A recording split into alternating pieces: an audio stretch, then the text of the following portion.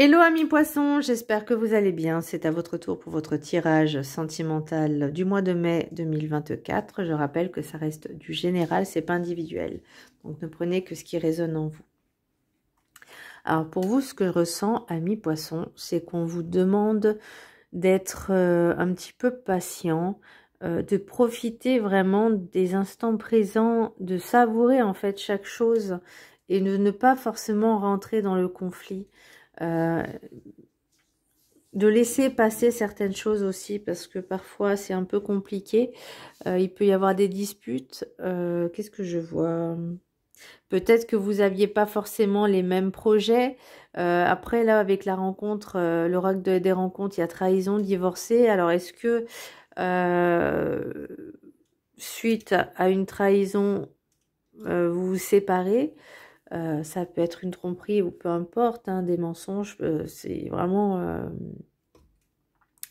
Mais peut-être que vous êtes aussi titillé au niveau de votre ego, hein, ça c'est possible aussi, et que ça peut entraîner certaines disputes. Je reviens, je me pose 2 secondes, voilà, je suis revenue.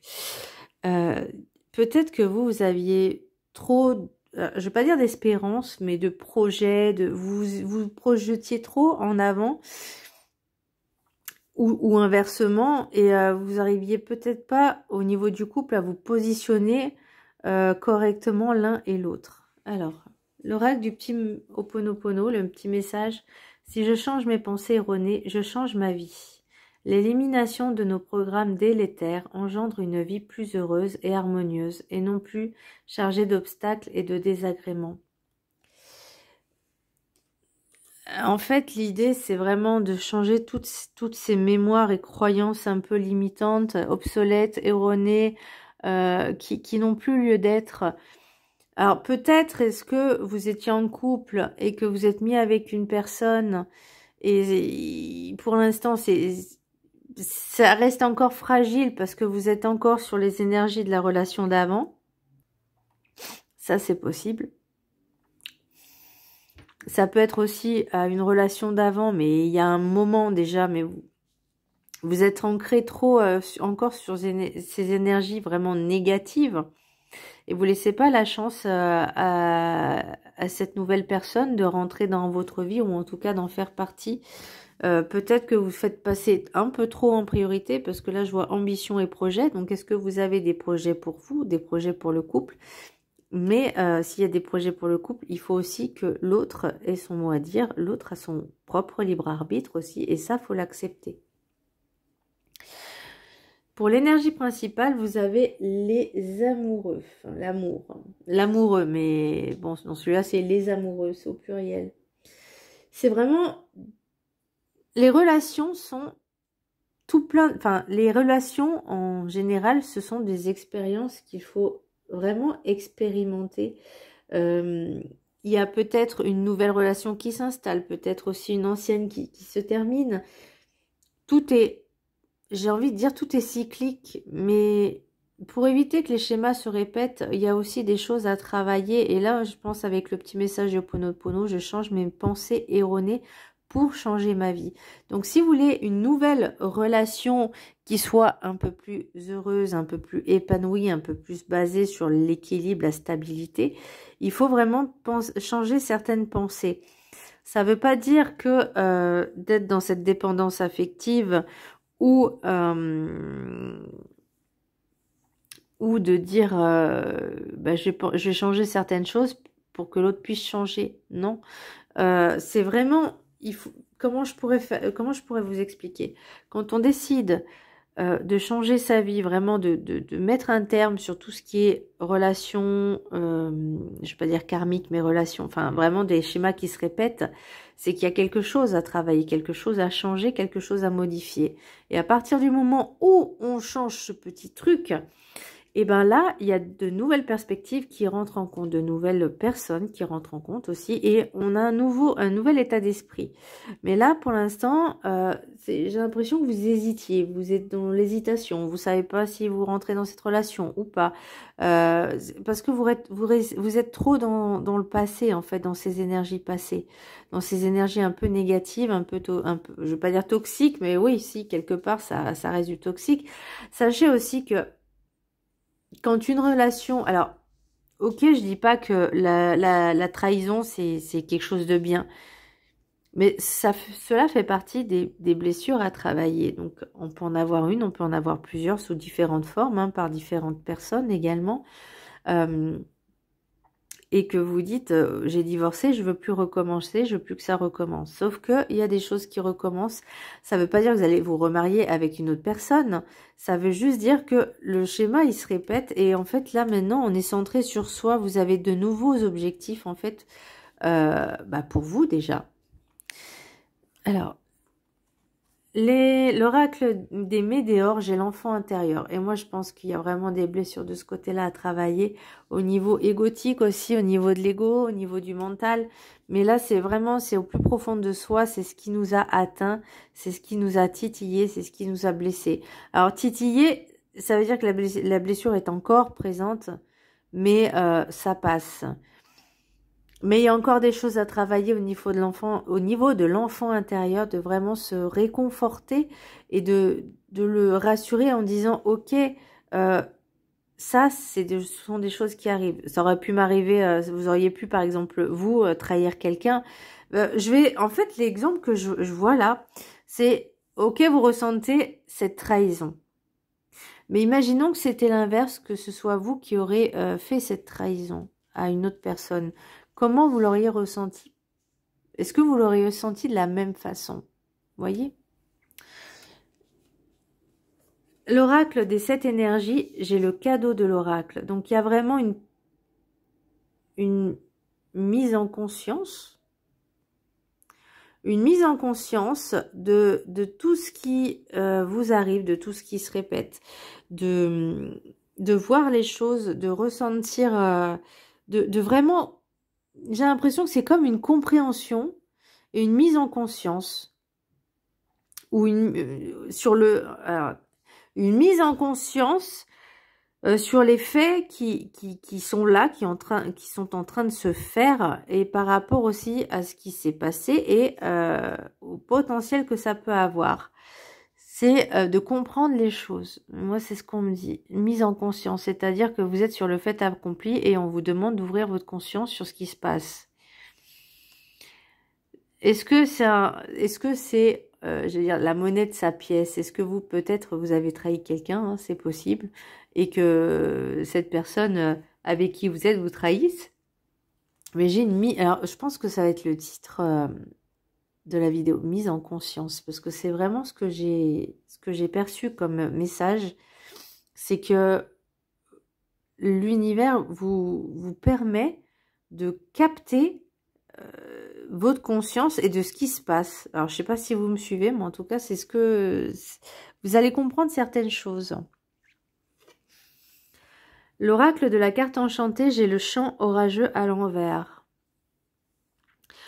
Alors, inutile de chercher le conflit.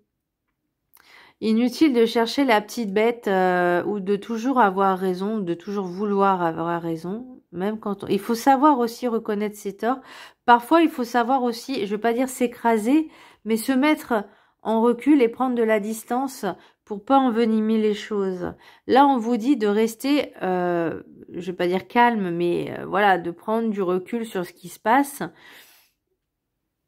et de vraiment... C'est pas le moment de rentrer en conflit, si vous voulez.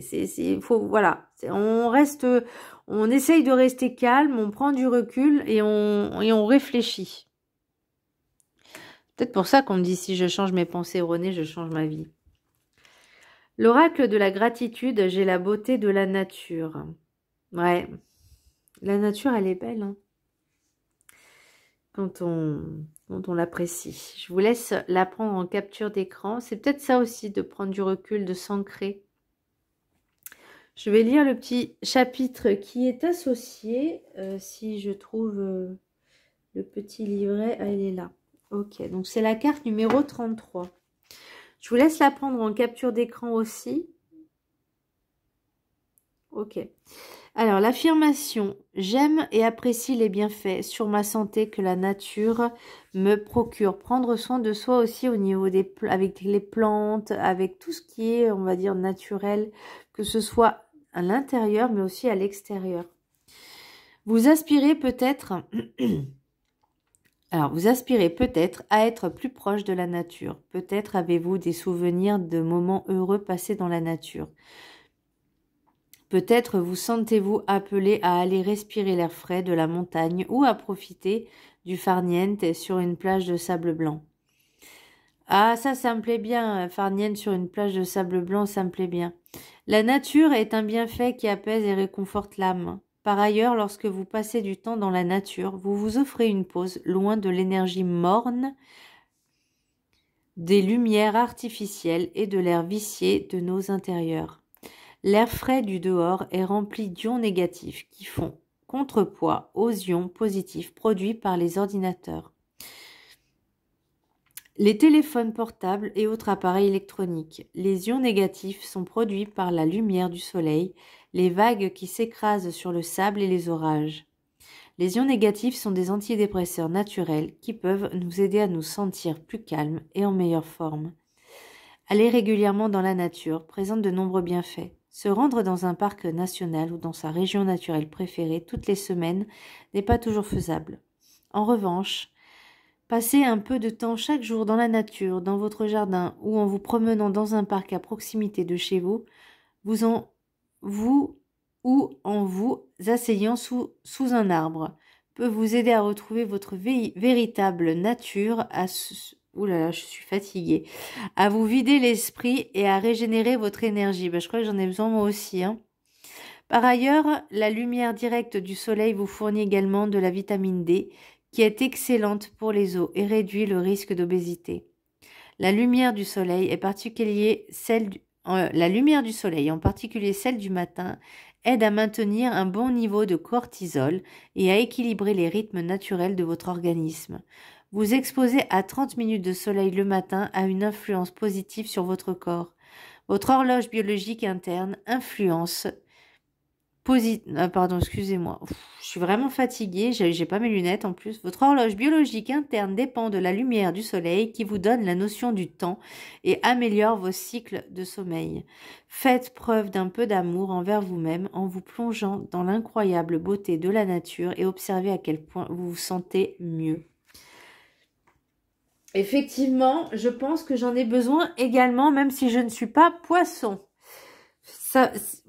Pour moi, c'est aussi savoir prendre du recul. Vous voyez, c'est savoir se retirer un petit peu, prendre le temps de réfléchir, d'aller vous balader, de vous ancrer, de vous décharger de tout ce qui est négatif, toxique, et vraiment de refaire un reset sur vos énergies, sur votre souffle, sur l'air en fait, parce que nous on est comme une habitation, c'est notre habitation, notre corps, et on a besoin de s'oxygéner, on a besoin d'air frais, d'air pur.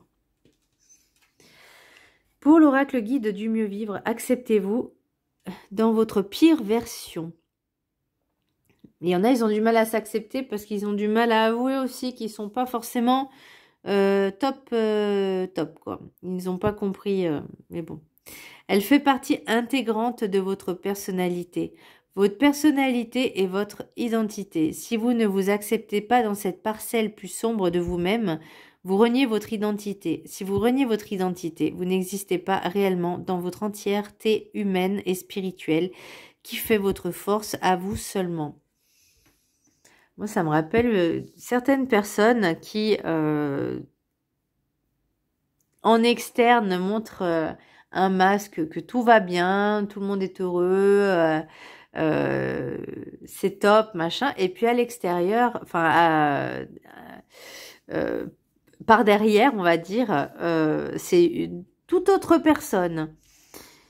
Et pour moi, ce n'est pas assumer qui on est. Savoir reconnaître sa part, sa pire version aussi de nous-mêmes, c'est aussi savoir accepter sa part d'ombre, sa part sombre. Et je vais pas dire de le montrer à tout le monde, mais dans le sens où quand on met un masque, déjà, on n'accepte pas qui l'on est.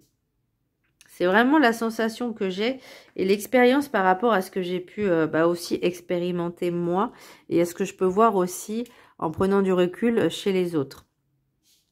C'est pas parce qu'on porte un masque, ça veut dire qu'on accepte. C'est pas ça notre part d'ombre. Notre part d'ombre, c'est aussi savoir accepter que des fois, ça va pas, que des fois, on n'est pas de bonne humeur, que des fois, on peut être aigri. C'est ok. Ça veut pas dire qu'il faut le vivre tout le temps. Mais il y a des moments où oui, il y a des moments où ça va pas. Il y a des moments où on a envie de, permettez-moi l'expression, d'envoyer bouler les gens. Voilà, ça arrive. Mais qu'on vienne pas me parler après de bienveillance. Alors, l'oracle des miroirs, j'ai rêve, changement, enfant, réunion, compromis. Avec l'oracle des rêves enchantés, j'ai le livre les cigognes, parce qu'il y en a deux, je crois. Le dé, la croix et l'arbre. Et avec l'oracle des rencontres, j'ai trahison, divorcé, égocentrisme, ambition et projet. On me dit, est-ce que vous avez tourné le dos à quelqu'un parce que vous aviez d'autres projets, d'autres ambitions? C'est possible aussi que par rapport à ce divorce et cette trahison, est-ce que vous étiez en triangulaire et que vous êtes allé voir ailleurs parce que c'était mieux? Parce que peut-être que l'autre vous revalorisait, vous mettait peut-être sur un piédestal, il vous caressait, il vous flattait. Et vous, en fait, vous êtes allé dans ce sens-là, sauf que c'est peut-être pas forcément un très bon choix. Là, voyez-vous, vous rêvez de changement, vous rêvez de quelque chose qui change. Alors, est-ce que c'est au sein de votre couple? Ça peut être les célibataires aussi. Hein. Mais là, si par exemple, si vous êtes en couple, vous rêvez qu'il y a un changement qui arrive. Alors, est-ce que c'est suite à la venue d'un enfant, d'une naissance, ou c'est parce que vous êtes en projet d'enfant? Ou également, alors il y a des choses que vous aviez peut-être pensé, rêvé et que finalement ça s'est pas fait, ou en tout cas vous essayez de mettre en place les choses, mais vous vous rendez compte que le partenaire, votre partenaire, n'est pas réceptif ou pas réceptive, ou en tout cas n'est pas dans les mêmes. Il y a beaucoup de blabla. Il y a beaucoup de discussions, beaucoup j'ai limite envie de dire les couples. Le couple, c'est aussi savoir faire des compromis, savoir mettre un peu d'eau dans son vin. Parce que quand on est en couple, on ne peut pas agir seul. En tout cas, en ce qui concerne le couple. Maintenant, si vous avez des projets en solo, je sais pas, par exemple, parce que je vais pas dire démissionner, changer de boulot, parce que ça dépend aussi de l'autre, vous voyez, c'est s'il est d'accord ou pas, parce que bon, financièrement, il faut pouvoir aussi gérer et assumer derrière. Hein. C'est compliqué, mais peut-être un soutien de création d'entreprise, ça peut être un voyage aussi tout simplement, ou de déménager, vous envisagez vraiment cette relation. Vous avez envie de créer quelque chose, vous avez envie d'avancer, vous avez envie de vous projeter. Mais l'autre en face a un petit peu du mal. Donc c'est un petit peu, on dit bataillon. Bataillon. C'est la croix et la bannière. Voilà, je répète juste ce que j'entends. Parce qu'il y a des choses peut-être qui sont pas révélées, des choses qui sont cachées, des choses secrètes que vous rêvez. Alors, est-ce que vous rêvez de partir ailleurs? Voilà, parce que là, le changement d'une situation où on est bien dans sa maison en divorce, là, peut-être que pour certaines personnes, elles ont agi comme des enfants, hein, faire des caprices, et vous dites ça passe, ça passe. C'est comme si vous faisiez du chantage affectif. Ah bah si tu fais pas ça, je te quitte. Donc vous voyez, là ça rentre en conflit. Il y a du conflit. Et le but, vous, avec l'orage, le chant orageux, c'est vraiment de tempérer, de prendre du recul et la mise en conscience, c'est-à-dire de comprendre les choses. Voyez, c'est pas la peine de dire moi je comprends mais pas l'autre. On parle pas de l'autre là, on parle de vous. On parle de cette prise de conscience, cette mise en conscience, c'est-à-dire c'est mise en évidence en fait de ce qui se passe et de se dire ok, je ne dois pas forcément agir seule et je ne dois pas non plus avoir ce comportement enfantin, enfantillage, de chantage affectif pour obtenir ce que je veux. L'oracle des Médéores, j'ai amour durable. Donc vous, c'est vous vraiment ce que vous voulez en fait, c'est ce que vous cherchez. Sauf que peut-être par rapport à ce comportement, ça avance pas comme vous le voudriez. Peut-être vous voulez aller trop vite aussi dans cette relation. On vous dit attention, ralentissez. Vous voyez, il y a acceptation et réconciliation. Donc pour moi, il y a vraiment des compromis qui doivent se faire pour pouvoir s'accorder et avancer dans le bon sens, dans le même sens et au même niveau. Bon là pour l'instant c'est un peu stable, enfin, c'est période de stagnation, c'est-à-dire ça ne bouge pas. Il va falloir vraiment prendre du recul, prendre du temps pour vous, de vous ressourcer et de prendre conscience en fait de la situation. Je veux pas dire c'est un peu le dernier espoir, mais c'est peut-être vous avez dans votre tête vous vous êtes dit je n'ai pas étudié toutes les possibilités qu'il peut avoir pour sauver mon couple. Et pour les célibataires, c'est la même chose. Je n'ai pas étudié toutes les possibilités pour savoir pourquoi je reproduis les mêmes schémas. Pourquoi il y a peut-être des choses à travailler. Pour l'instant, j'ai pas envie de me mettre en dispute, en conflit. Je prends du temps pour moi pour réfléchir. Vous voyez, il y a quand même la fidélité, il y a le temps, il y a tout ce qui est administratif. Faut juste laisser le temps au temps. Alors, en d'autres decks, j'ai la tranquillité, le retour, la chance, le cadeau et la prise de parole. Donc, il y a vraiment eu beaucoup de communication. Le compromis, c'est ça. Et en fait, vous, pour retrouver un peu ce calme, vous avez besoin de prendre un peu le large, de prendre un peu de tranquillité pour vous offrir ce cadeau. En tout cas, si vous êtes avec la personne que vous aimez. Bon, après, si vous aimez plus cette personne, il y a des choses aussi à prendre en compte, à prendre en décision. Mais le plus important, c'est aussi de savoir que c'est pas avec une dispute qu'on dit que c'est terminé. Je veux dire, l'amour, il est là et on peut trouver plusieurs solutions. Il y a des thérapeutes aussi pour ça. Donc, prenez le temps de bien réfléchir à ça.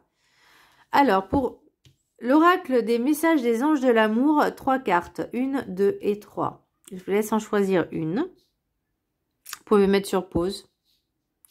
Alors, pour ceux qui ont choisi la carte numéro 1, cela vaut la peine d'attendre. La synchronisation divine est à l'œuvre dans votre vie amoureuse. Vous voyez, c'est aussi ça aussi, savoir savoir faire des compromis, c'est attendre que l'autre soit prêt ou prête.